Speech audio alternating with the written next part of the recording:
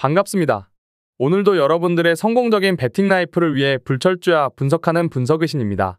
책임감을 가지고 100%의 적중률이 아니라도 반드시 수익 실현을 도와드리겠습니다. 널려있는 뻔한 자료는 빠르게 넘기고 포인트만 집어 이 영상 하나로 여러분의 판단이 설 수 있게 하겠습니다. 구독과 좋아요 눌러주시면 감사하겠습니다. 첫 번째 경기는 요코하마 마리노스와 인천 유나이티드입니다. 요코하마 마리노스는 지난 15일 사간도스와 홈에서 1대1 무승부를 기록하였습니다. 현재 르반컵 우승 가능성을 열어둔 상황입니다. 이번에 인천을 홈으로 불러들여 ACL 조별리그 첫 경기 일정을 소화해야 합니다. 현재 체력을 보충해야 하는 상황이며 A매치 차출 여파가 없었다는 점은 기억하셔야 합니다. 현재 벤치 멤버들 가운데 니시무라, 와타나베 정도의 선발 출격이 예상되는 상황입니다. A매치 기간 동안 사우디 알샤바브로 떠날 뻔했던 로페스가 잔류를 선택했다는 점은 큰 힘이 실리는 양상입니다. 사네토가 뇌진탕으로 출전 여부가 불투명한 상태라는 소식도 기억하셔야 합니다. 반면 이노우에는 징계를 마치고 돌아올 예정입니다. 얀의 복귀 여부는 불투명하지만 결장하게 되면 미즈누마가 우측 공격을 대신 책임져 줄 수 있기 때문에 큰 걱정은 없어 보입니다. 올 시즌 홈 성적은 9승 3무 1패로 극강의 면모가 눈에 띕니다. 인천 유나이티드는 최근에 포항에게 2대0 완패를 당했었으며 제주 유나이티드에게 2대1로 홈에서 승리를 거뒀습니다. 이번 ACL 첫 경기에서는 신중한 경기 운영을 펼칠 것으로 예상됩니다. 몬테네그로 대표팀에 차출되었던 주포 무고사의 벤치행이 예상되지만 인천 입장에서는 역사적인 본선 데뷔전에 우선순위를 두기 때문에 집중을 할 것입니다. 조성환 감독이 제르소와 에르난데스 중에 선발을 투입시킬 것을 예상하고 있습니다. 천성훈과 에르난데스의 조합이 어느 정도 시너지가 있기 때문에 중요한 관건으로 손꼽을 만합니다. 결론을 말씀드리자면 합리적인 선택지로는 요코하마 마리노스의 승리를 추천드리는 경기입니다. 아무래도 홈이점을 가지고 있기에 조금 더 유리할 수밖에 없으며 요코하마 마리노스가 실점 억제 능력이 뛰어나 평균 실점이 0.5점밖에 되지 않습니다. 하지만 인천 유나이티드는 평균 실점 1.5점으로 실점 억제 부분에서 조금 밀릴 것으로 판단되며 접전 끝에 요코하마 마리노스가 승리할 것으로 예상됩니다. 두 번째 경기는 울산현대와 빠툼 유나이티드입니다. 울산현대는 홈에서 대전 하나시티즌에게 1대1 무승부를 하였습니다. 최근 들어 경기력이 많이 안 좋아진 모습을 보이며 흐름을 이어나가고 있습니다. 이전 경기에서는 광주가 부상 및 징계 이후로 1.5급의 라인업을 가동했음에도 2대0으로 완패를 당했었습니다. 아담, 이동경, 김영권, 정승현, 서령우, 조현우가 A매치를 뛰고 돌아와서 이번에 빠툼과 ACL 첫 경기 일정을 소화해야 합니다.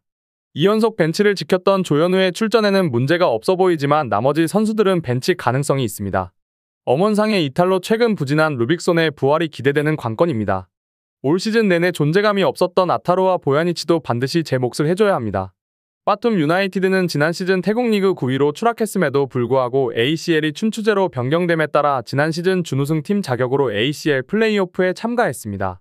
지난 시즌 ACL 무대에서 전남을 압도하고 호주 챔피언인 멜버른 시티마저 침몰시키며 막강한 경쟁력을 발휘했던 팀입니다. 물론 조별리그 경기 장소가 자신들의 국가인 태국이었지만 이번에는 대한민국에서 열리는 것은 참고하셔야 합니다. 당달을 비롯한 기존 간판 선수들의 상당수가 잔류해 있는 만큼 이번 경기에서도 강한 모습을 보여줄 가능성이 높아 보입니다. 현재 빠툼은 공수 양면을 보강했다는 점도 눈여겨볼 만합니다. 현재 현태국 국가대표 멤버들과 풍부한 국제무대의 경험을 갖춘 선수들이 스쿼드 균형을 잘 이루고 있는 상황입니다. 결론을 말씀드리자면 합리적인 선택지로는 무승부를 추천드리는 경기입니다. 빠툼의 균형 있는 스쿼드가 확실히 강한 모습을 보여주고는 있지만 울산현대가 홈이라는 이점을 참고해야 하며 울산이 그래도 현재는 경기력이 안 좋다는 평가를 받고 있지만 충분히 공격과 수비에서 잘 버텨낼 것으로 판단되며 저득점 양상 속에서 1대1 무승부를 가장 유력하게 보고 있습니다. 언더를 가시는 것도 괜찮을 것으로 판단됩니다. 세 번째 경기는 부산 아이파크와 안산 그리너스입니다. 부산 아이파크는 대한민국 2부 1위에 위치하고 있습니다. 최준희 국대에 차출되면서 명단에 빠지게 되었지만 지난 경기에서 실려나간 박동진 관련해서 수비 부분에서 다소 변수가 될 수 있는 상황이기는 합니다. 하지만 부산의 최근 페이스는 수비에 무조건적으로 의존하는 것에서 끝나는 게 아니라 라마스와 민상기 등 중원과 측면이 서로 조화를 이루는 공격도 있다는 점을 염두에 두어야 합니다. 현재 홈과 원정을 가릴 것 없이 4연승 중으로 홈도 확실히 올라오고 있다는 평가가 있습니다. 안산 그리너스는 12위에 위치하고 있습니다. 안산은 전임 감독 시절과 비교하자면 적극성이 늘었습니다. 또한 경기를 주도하는 시간도 상당히 늘었다고 평가되고 있습니다. 하지만 가장 중요하다 할 수 있는 골 결정력이 매우 좋지 못하다는 평가를 받고 있습니다. 공 결정력이 낮아 승점으로 이어지는 경우가 너무 적은 것이 흠이라고 볼 수 있습니다.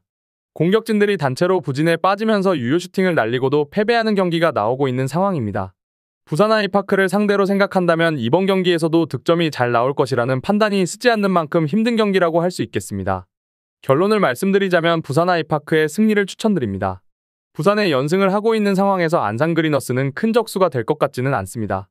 예상되는 스코어는 2대0으로 부산의 승리이며 언더도 같이 보셔도 괜찮을 것 같다고 판단하고 있습니다.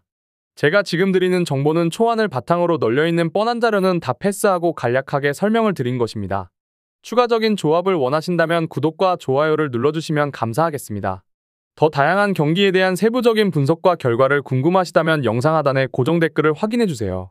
여러분이 건전한 스포츠 문화를 즐기실 수 있도록 항상 최선을 다하도록 하겠습니다. 시청해주셔서 감사합니다.